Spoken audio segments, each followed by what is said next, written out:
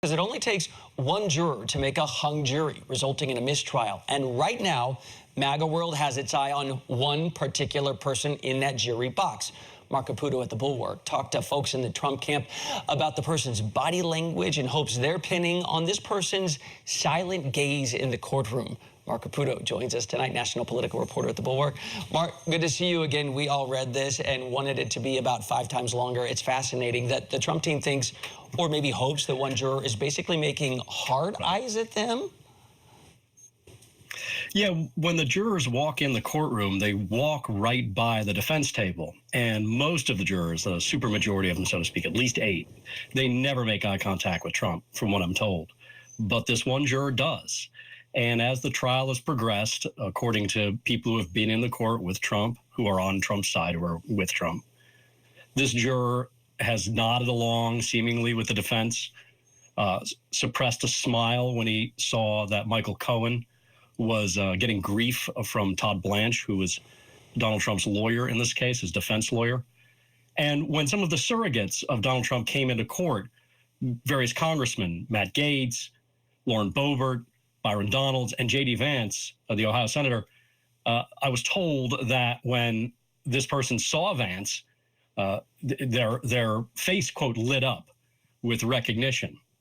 So when the Trump folks are looking at this, they're thinking, well, this guy's at the very least being civil to us, and he seems to be sort of sympathetic to us, especially compared to everyone else. But let's be clear, no one knows. I mean, this person, could be just being polite, right? And might just be a politics junkie who likes to see these various political characters. Well, but as for determining a verdict, that's a different matter.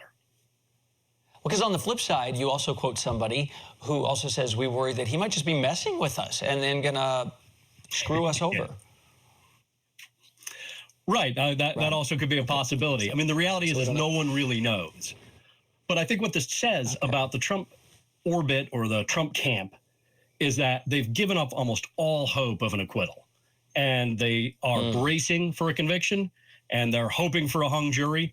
And to the degree that you have various stages of grief, you could kind of call this somewhere in between denial and maybe bargaining, kind of hoping that, oh, there might be this one juror who's going to hold out and hang the jury.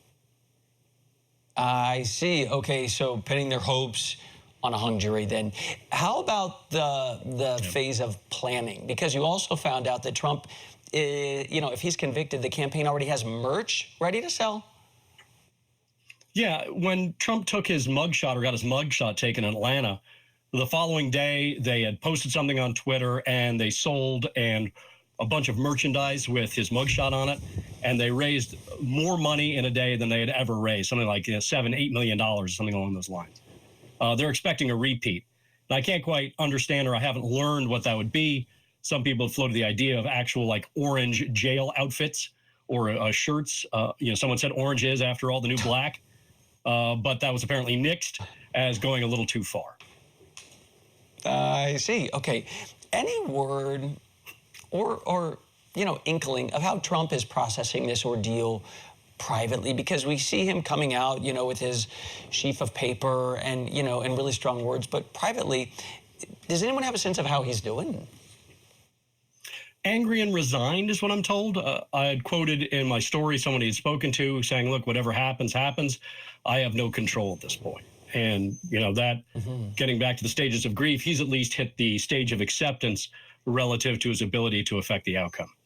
Now, that's not stopping Trump publicly from just railing on social media, sometimes inaccurately, sometimes disputably, other times understandably, but privately, he is sort of resigned. He is still angry about it, but, whatever happens, happens. The campaign and the people around Trump strongly believe he's not going to go to prison. He's not going to do real jail time, but who knows? No one really thought we'd get to this level. Here we are. We're going to have to see what we see, Chance. That dichotomy is really interesting, Mark. Privately maybe acceptance, but publicly refusing to go quietly into the good night, of which actually wins out in the end, or can kind of maintain both. By the way, MAGA folks, I'm sure, have been watching every poll coming out, national, battleground. They're covered breathlessly. Apparently, the Biden campaign was so alarmed that all the cameras are there that they sent Robert De Niro there, you know, saying we got to get in on this somehow. Are they surprised how well he's doing? They are. Or maybe a better way to describe it is the people I've spoken to in Trump's orbit who pay attention to these things in the campaign, they had been worried that poll numbers would drop during the trial. It hasn't happened. Now the question is if, and it's an if, Donald Trump is convicted, what happens then? But in the meantime, Donald Trump began, April 15th when the trial started, marginally ahead, that is within the margin of error ahead of Joe Biden in swing state and national polls. And he sort of still clings to that lead.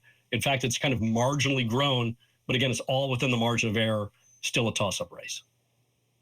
The Trump team has put on such a united front in public. It's really helpful to know what's going on behind the scenes. Your reporting, excellent for that. Mark Caputo with the Bulwark, thank you.